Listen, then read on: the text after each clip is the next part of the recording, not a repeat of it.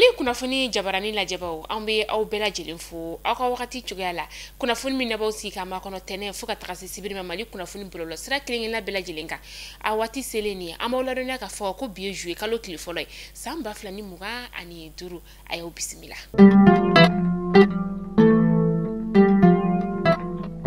Fondamela bi sɔgɔmada joona in na ni o bɛnna juillet kalo tile fɔlɔ ma san 2025 karɔgɛlɛn diinɛ tigilamaw de kɔni solila joona bi ni ka bingani wale ta ka anw ka fintigilakaw dagayɔrɔ 7 ka o de sɛgɛrɛ ɲɔgɔn fɛ o yɔrɔ dɔ bɛ tali kɛ Segu Ɲɔrɔn du Sahel la ka taga se Kayi ma k'aw ladɔnniya ka fɔ ko nin ye a siɲɛ fɔlɔ kɔni ye banbagaci wale tigilamaw ka bingani wale ta ka anw ka fintigilakaw dagayɔrɔ 7 ka o sɛgɛrɛ ɲɔgɔn fɛ kunnafoniya kɔni dira fintigilakaw ka kunnafoni diso fɛ ni o ye diripa ye u y'a yira ka fɔ ko wagati nataw la u bɛna kunnafoniya taw ni ka o da maaw kulo kan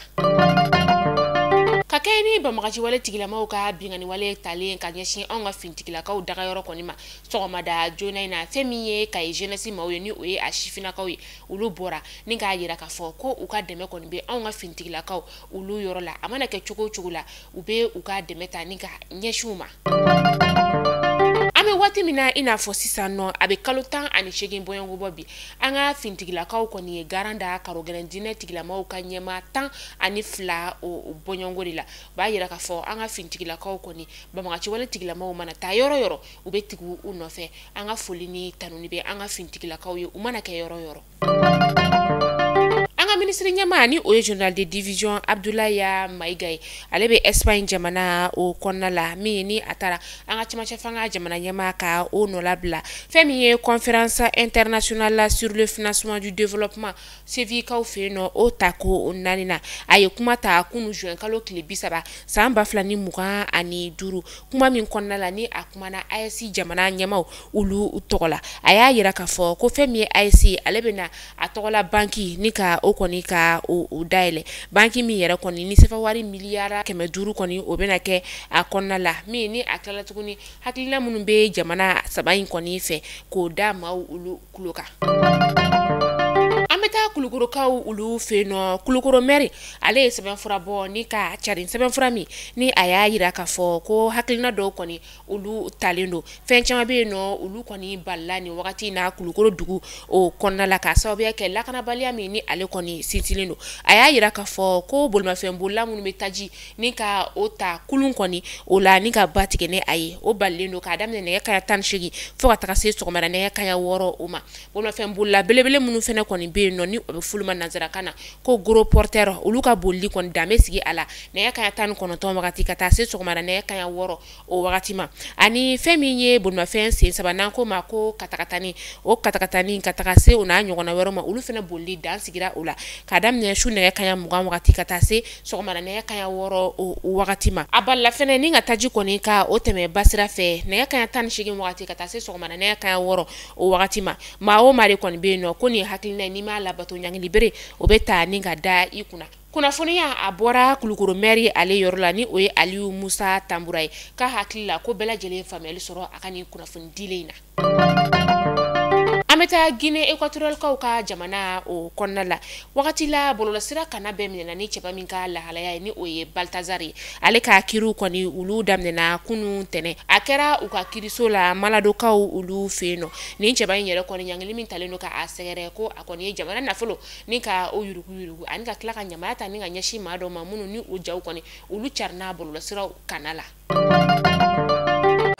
A y'a fɔ ko tare ka sababuya kɛ Jawando service ale nalen don ni projet kura ye projet min n'a bɛ wele ko Dukadi ye projet ye min ni a bɛna kɛ tikɛnakaw olu fɛ yen nɔ banki bɛna a financement ni ka o kɛ i bɛ 20% dɔrɔn de sara awɔ 20% banki yɛrɛ b'a tɔ bɛɛ lajɛlen sara ka so jɔ k'a ban pewu k'a tile d'i ma i ka yɛlɛma i ka so kɔnɔ so ninnu bɛna kɛ 2 chambre salon de ni o ye F3 ye k'a da kulo kan fɛnɛ ka fɔ ko tɔgɔsɛbɛn olu daminɛna ka ban a bɛna taa kuncɛ juin kalo tile 30 san 2025 a y'aw jija dɛ fɛn min ye Jawano service ka nin projet kura ye ni o ye du ka di n'a bɛna kɛ tikɛnakaw fɛ a kana fɔ aw kɔ cogo si la o t'a bannen dɛ Jawano service a bɛ so jɔ ka tila tuguni terrain t'i bolo a bɛ terrain feere i ma Jawano service nana tungarankew u lafiyali kama k'a da kulo kan ka fɔ ko Jawano service a ka ni projet kura in a dabɔlen don tungarankew olu kama n'aw mɔgɔ bɛ kunnafoniya wɛrɛ la sa a ye nɛgɛjuru sira banba 00223 79 09 48 48 walima 00223 79 09 46 46 Jawano service ka hakilina tɛ foyi ye denbaya kelen so kelen.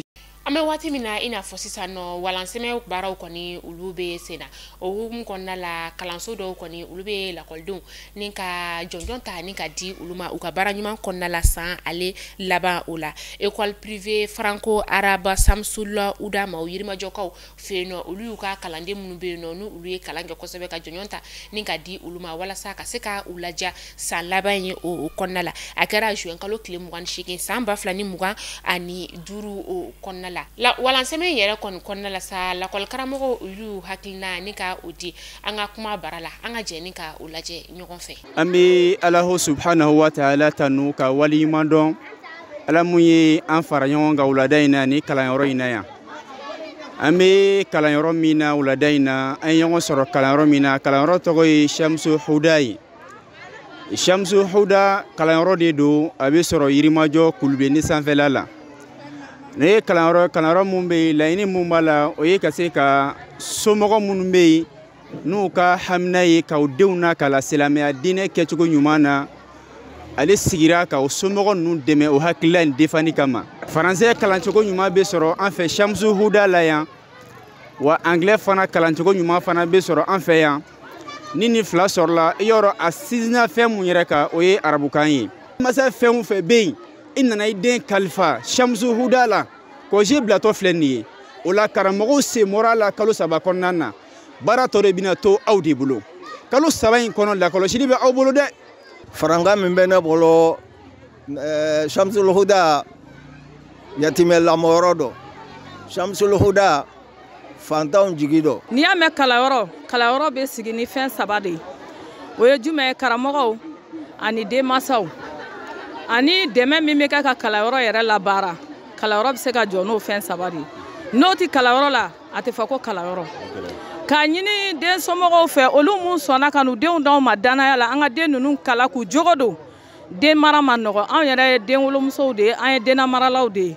k'a f'u ɲɛna u nana den ninnu d'an ma ala ta kɔfɛ an b'a ɲini ala subahana wa taala fɛ den ninnu lamɔni ko ɲuman ala k'o nɔgɔya an ye u fana k'an dɛmɛ den ninnu lamɔko la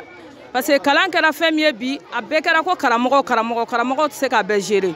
ni denmansaw sɔnna k'u hakili to denw na sokɔnɔna na karamɔgɔw ta kɔfɛ ala subahana wa taala b'an dɛmɛ den ninnu jogo bɛ don o tuma na kalanyɔrɔ in an mago bɛ fɛn caman na kalanyɔrɔ in kɔnɔ an yɛrɛ ɲɛ b'a la kalanyɔrɔ in filɛ yɔrɔ min na an kɔni ta tɛ kalanyɔrɔ ye mais an b'a ɲini ala fɛ ala ka na ni dɛmɛ ye maa min yɛrɛ bɛ yen n'ale ye kalanyɔrɔ in kiri ye n'o ye Bubakari Kane ye ala ka hinɛ ni silamɛ fure bɛɛ lajɛlen na ale dayana ka bɔ anw cɛ la an minnu b'a kɔ yan an b'a ɲini ala fɛ ala k'an fanga se ala ka n'an dɛsɛ. Mali kunnafoni jabarani lajɛbaw ni kunnafoni damadɔ tun b'an bolo kɔrɔ bi ni k'a da kelen-kelen bɛɛ lajɛlen kulo kan aw ni ce aw ka lamɛnni ko ɲuman na aw k'an bɛn sini inshallah kunnafoni kuraw olu kɛnɛ kan.